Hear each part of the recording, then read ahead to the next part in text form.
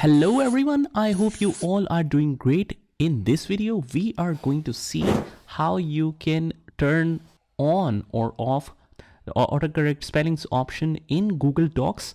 So basically the autocorrect function is used to correct the capitalization problems or maybe some spelling mistakes in your document. So that is very helpful. So let's get started and let's see how you can enable or disable the autocorrect function. So all you have to do is just click on this tools menu right here. And from here, just click on the preferences. And from here, you will find this option that says automatically correct the spellings. And you can also enable this show smart reply suggestions. So if you want the Google Docs to correct some spellings or suggest some replies, you can enable or disable both of them according to your preference.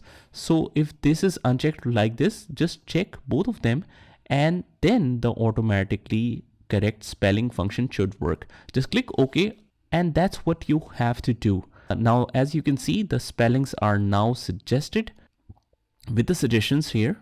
So that's pretty much it. Just comment down below if it works and subscribe to our channel, and I'll see you in the next one.